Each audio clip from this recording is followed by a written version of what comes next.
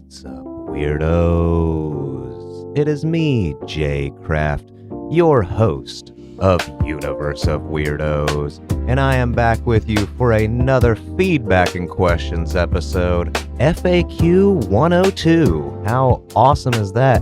Answering all of your feedback, all of your questions, and all of your other miscellaneous interactions with me from these past 8 episodes or so. So we like to do these on a regular basis. These FAQ episodes aren't going anywhere. I might space them out a little bit more going forward because, you know, I mean, it gets a little bit tedious going through the emails all the time and stuff. But, you know, I'm here to read some of your feedback and some of your questions for the summer so far and see what's going on here. If you would like to get involved in one of these episodes, you could find me on social media. I am on X, JCraft247. I am on Instagram, Universe of Weirdos. Nobody really reaches out to me on those things because I don't really do anything on them. But I do get a lot from the email, universeofweirdos@gmail.com. So send them on over, and you can participate in one of these FAQ episodes. So I'm excited. You're excited. It's early morning right now. I got my coffee. So I'm ready to go, man. Let's see what some of you guys have on your mind. Like, what's going on in Universe of Weirdosville? Let's see here. First of all, like, nobody sent this in, but here's my feedback for the summer. So here, I'll pretend somebody. This is from Larry Fakeman. How annoying are mosquito bites? Like, they're the most annoying fucking thing in the world, only because there are times where I get mosquito bites on, like, my ass cheek or like a quarter inch away from my nut sack and stuff, which for one, that's going to make you look like you're digging in your ass or scratching your nuts in public, like constantly.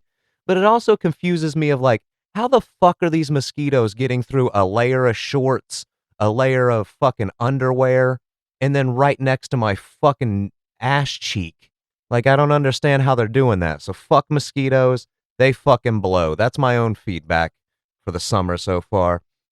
Ben sent me this one. I got a lot of stuff from the Opie radio thing. So and so far, no response from the Opster or the LI clan yet. So that's I guess a victory in my cap. Sorry, I'm still really tired. I woke up about 20 minutes ago, so I'm a little bit spacey right now. But maybe it adds something new to this episode. I know. I got my I got the morning voice going on.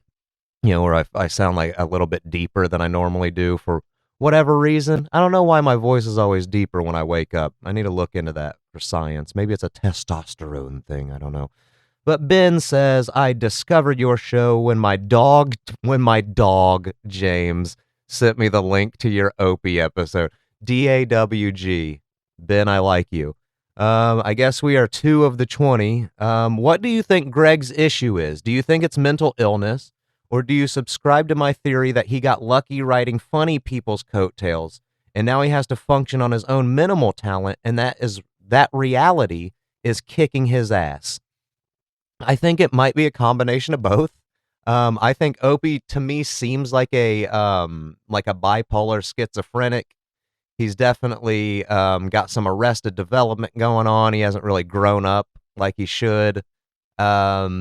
I don't know, man. I think that his issue is that he's completely out of touch, and the only way that he knew how to make money before was by, you know, low effort riding other people's coattails, like you said. And yeah, now it's not happening for him, but I don't think that that's his issue, because I think that he still thinks that it could happen for him. So I don't know. Dan has sent me this. SummerSlam, bro. I humbly request another wrestling related show. I can send you some bad promos and fuck-ups you haven't used if you need me to. Yeah, sure. Go ahead and do that. I haven't really, I wasn't like, yeah, we need to get some wrestling content out because SummerSlam's coming up. So, you know, if you want to send me some wrestling fuck-ups and bad promos, by all means. Dan, you can produce a wrestling episode of my show, so send them on over. You know my contact information. He also wants to know, is Sophie Cunningham good or is she just hot? She's like one of 3 WNBA players I've ever heard of. I just learned who she was last week, but can't stop seeing memes of her and she was the ring card girl at the McGregor fight. Ah, it's a matter of Now, does she deserve to be as popular and as famous as she is? No. No, Sophie Cunningham is like a role player type of player. She's good. She's not like superstar level good. She ain't an all-star this year. I can tell you that. I don't know that she's ever been an all-star, but I mean, she's like a good, like, when you need somebody to be aggressive on defense and hit the three when they're wide open. Sophie Cunningham's good to have on your team, but nah, she's famous because she's hot. That's what it is. And that, by the way, is also a matter of interpretation because I think she just looks like a basic blonde girl. So I don't know. That's up to you. But yeah, the pointing thing and all that stuff. Yeah, I mean, it is kind of annoying what things get famous, right? Like, wow, you're not even the hottest blonde girl in the league. You're not the most talented blonde girl in the league, but you're the most famous because somehow people like it's how like the Hawk Tua girl became famous and then suddenly people were like, let's give her a podcast where she interviews people even though she can't talk. So yeah, it's really strange. Let's see. The Opie episode was more mean than funny, but I still liked it. Who is more fun to make fun of, Opie or Bauer? Yeah, the Opie episode was a little bit more like I had the claws out a little bit more than I had the jokes ready because he just annoys me. The whole thing just annoys me. But that is a valid criticism. I also think that I also thought that the episode was lacking a lot of jokes and was a lot more steeped in meanness. And, so I'm right there with you. Not everything has to be hilarious, fall down funny on this show. Sometimes I just want to be interesting and analyze things. But yeah, it was a little bit more mean than it was funny. I'm not sure if that's a criticism or not, but it's just a statement of fact, apparently.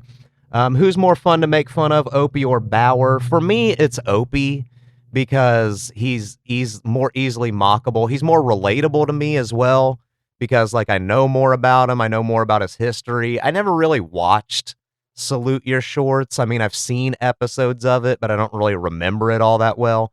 And like Opie's like coming back at me in response to the episode I made is a lot funnier than when Bauer does it because I'm still getting some shit from this Beth person who I actually am pretty sure is a fan of Michael Ray Bauer and not him using a sock puppet account. The negative responses I get from the Opie episodes, I absolutely feel is Opie using sock puppet accounts. But this Beth person that keeps harassing me, I actually think that she's a fan of Bauer because I think that I've seen her in his chat before.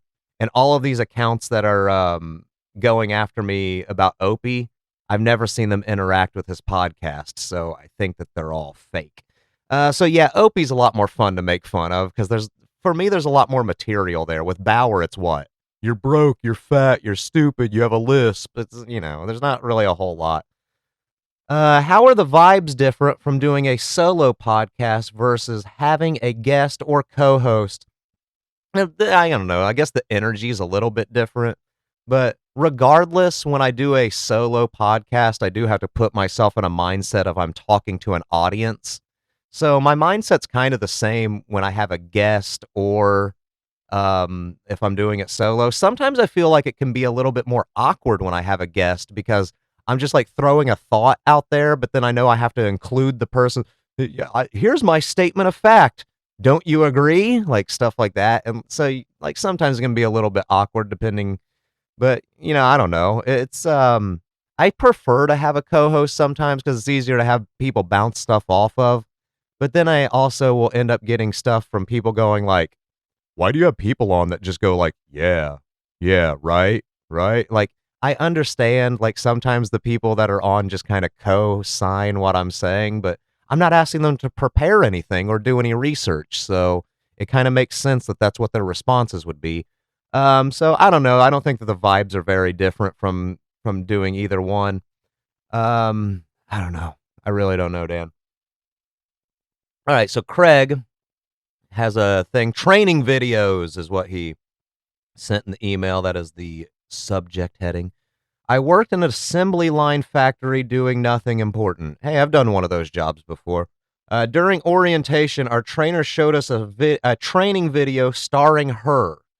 The best part was the video was made so that the video version of her would answer questions from the real life version of her. It was just a woman having a conversation with herself. We were all uncomfortable and embarrassed for her. Craig, please tell me the name of this company. Please tell me where this fucking company is, and I will get a hold of their HR department and beg them and offer them cash money for this fucking video, because this sounds so cringy and so awful that it's awesome. I have to see this. So, what do you think? Well, me, I think that's a great idea. And you're talking to yourself via video. Oh my God. No one after that day in orientation had respect for that woman, did they? They looked at her as, you're weird. This chick is fucking bizarre. And they never took her seriously ever again. Oh my God, that's so fucking hilarious and cringy. I will pay cash money for that video, Craig. If you can get me that training video of the woman having a conversation with herself, I need to see it.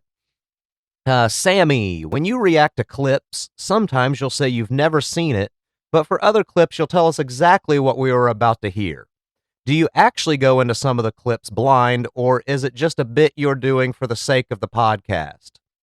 No, some of the, like, I'll have a theme, right? And I'll have all these different videos or clips or whatever that fit the theme of what I'm trying to do. And some of the shorter ones, I won't watch because it's like it's a mixed bag. Like, I'll watch like most of them before I go into it. And then sometimes I might watch like 10 seconds of a clip and go, okay, I want to be surprised by this because I feel like it's going in a direction that I can really mine some material from, and I don't want to write jokes for it. So, yeah, I mean, some of the clips, especially when they're like 30 seconds or a minute long, like, I go into those completely blind. But when it's like Girls Beware, I went in completely blind, which I shouldn't have. But when it's one of the longer, like 50s and 60s or 40s, something PSAs that's like 9, 10 minutes long, I usually go through the entire thing or at least half of it to be like, okay, this is something that I can do. But yeah, I like to keep it spontaneous sometimes because for me, it's just a more fun way of doing comedy is to have some things, I know what I'm going into, and other things I go in completely blind. It's more fun for me to do it that way. I think the new Girls Beware and dating episodes you've done are the best ones yet. Surely you have a horrible dating story you could tell us. I'm really glad that you said that because when I did the dating and the Girls Beware episodes, I thought that those were really weak. I put those out going, I don't know if these are any good, but I'm glad that you said that. So, we all second guess ourselves as creative people sometimes. Surely you have a terrible dating story you could tell us. Yeah, I mean, I have a few. The only one that's coming to my mind off the top of my head right now was when I was in my 30s, I met a girl at a Halloween party and we ended up going out on a date and she had just turned 21 the week before. So like I was going out with somebody who was very fucking barely a legal adult. And it was about 10 minutes into that first date. Like we met at, I'm pretty sure it was a Chili's or an Applebee. It was one of those like almost a good restaurant, but you just sit down and order food. And we met there and it was about 10 minutes into the date that I was like, there ain't going to be a second one. This is not somebody that I could have a relationship with. You are very obviously 21 years old. It was just, nothing in common. All of her references were shit that I didn't get or understand. So I was just like, whatever. But yeah, I mean, going out with a 21-year-old in your 30s is pretty damn awkward. So I don't suggest it. That's my terrible dating story. I guess I went out with a girl one time who for whatever reason, because I did comedy, she thought that I made a fuckload of money and like kept talking to me about money, kept talking to me about like, yeah, I mean, when you break down your hourly rate and all of this shit, And then when we went out to a bar, I told her, yeah, you can order whatever you want. I'll take care of it. And she ordered a Grey Goose and cranberry. And it was like, I'm pretty sure any sort of vodka cranberry tastes exactly the same. You didn't need to order very expensive Grey Goose for that one. So I don't know. I mean, there's all kinds of awkward stories. I'll probably think of more as the episodes drag on, but I can't really. Right, it's too early right now. I need more coffee in me. Please hold while I drink some coffee. All right, so Chris wants to tell me. Chris apparently has identified himself as my Wendy's manager. I don't work at Wendy's. People behind the scenes. I have my own job in entertainment. I appreciate the shout out on the in training episode, but fuck you for including that beatbox tutorial. Damn, it's too early. But fuck you for including that beatbox tutorial. LOL. I've had boots to ka slowly stuck in my head over and over for the last 3 days. Oh yeah, where they go boots to ka, boots to ka, boots to ka. Yeah, when he's trying to teach you how to fucking beatbox. I get you, man. I feel you. Ever since I did that Wendy's training video, when I made coffee this morning, I had hot drinks really get you going. I had that stuck in my head. And then I've made burgers like 3 times since doing that episode, and I'm always like, meat has grain, just like wood. You gotta lay it down like you know you should. So maybe those were actually successful training videos, because if you mocked them out and laughed at them as an employee that was training, you probably remembered it when you were at the grill. Getting the real grill skills. You gotta remember, Mr. Bill. Yes, you will. Like, I don't know, man. Maybe I was wrong about that Wendy stuff going, these aren't effective training tools. Maybe they were, because every fucking hot drinks really get you going. I think about that almost every time I'm making coffee now. So it's really annoying. And that seems like some sort of thing, like, when you get things stuck in your head, songs and shit like that stuck in your head that plays over and over again. That's probably the same part of the brain that is really heavy with mental illness. Because I've seen like stuff on like HBO documentaries about people in mental hospitals and stuff that will repeat the same thing over and over again. Nothing works here. The people don't work. The medication doesn't work. And like he'll just say that over and over and over again. And like that's probably the same part of the brain that gets like lyrics stuck in your head. So you could see how there's probably just like a little 1 degree of mental separation away from you getting songs stuck in your head and you being a crazy person. So that's my theory on that one. By the way, I discovered your podcast because of Opie. I love to hate him. He accuses people of hate watching, but it's like you said, it's an odd fall from grace. He's a consummate wannabe. Dish it out, but don't take it. Be a man. Oh, yeah. Be a man. I like Be a Man. He's a good guy. My name is Be a Man because that's the name of my TikTok channel. So it's got to be my proper name as well. I dare you to turn off comments on YouTube for that episode just to torture Opie and his multiple internet personalities.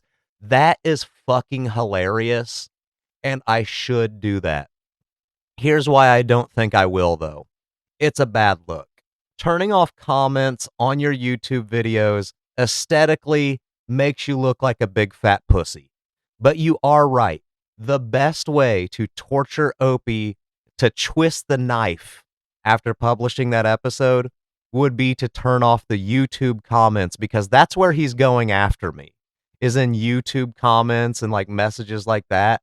So he likes the fact that because he already has those sock accounts and everything. And so if I turn them off, he would probably still try to reach out to me in an email or something. But I don't think that he has all of the multiple accounts. So you're right. That would be hilarious. And it would be the best way to dig at old Spuds Buckley. But I don't know if I should do it. I don't know if I can actually turn off the comments for that video, just because it is a bad aesthetic. Like anybody who's just browsing, it's going to go, oh, this pussy doesn't accept discourse. And of course I do.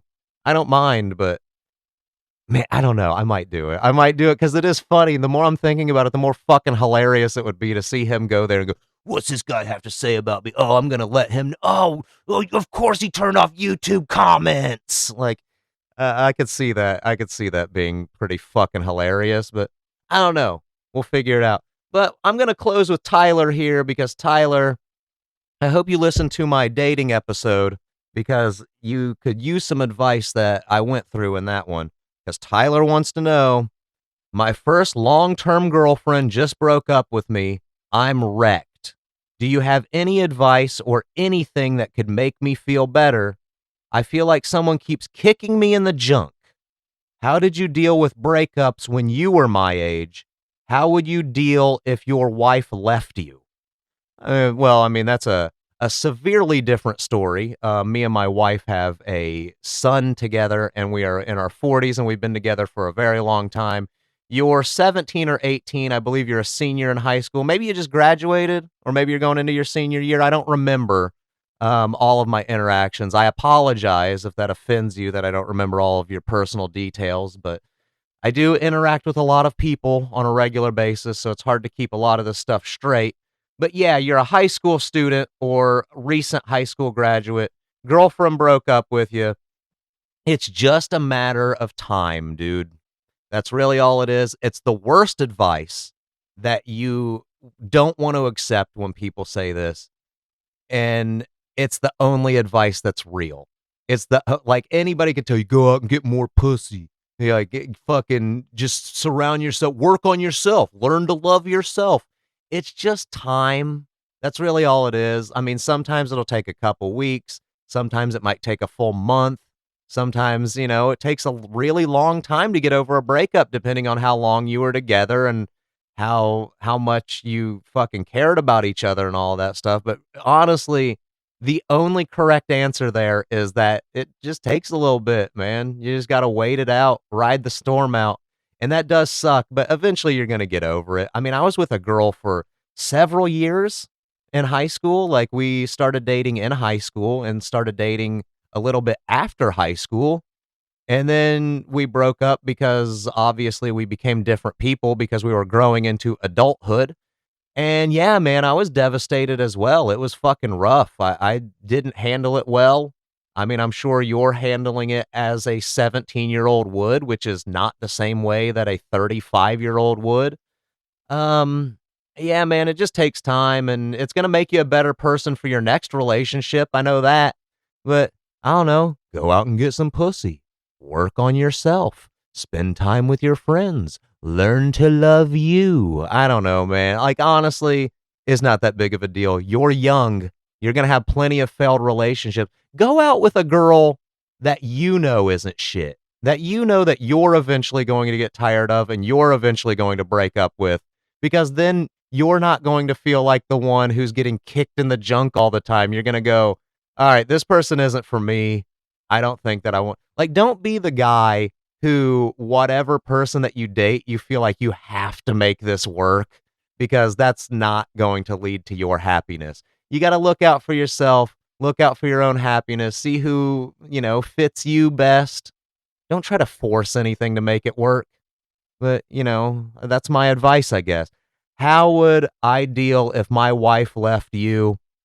Man, I'd celebrate. I'd fucking love. I'm just kidding. No, yeah, obviously I'd be very devastated, because then, like, that's the other thing, right? Because this shit happens all the time, even to people my age. Fucking families break up, a wife and a husband with kids divorce, and then you have to figure all of that shit out. You got to get lawyers involved. You got to get child support involved. You got to figure out where's the kid living, like all of that stuff. How much money are you paying them for? It's just a big giant fucking mess.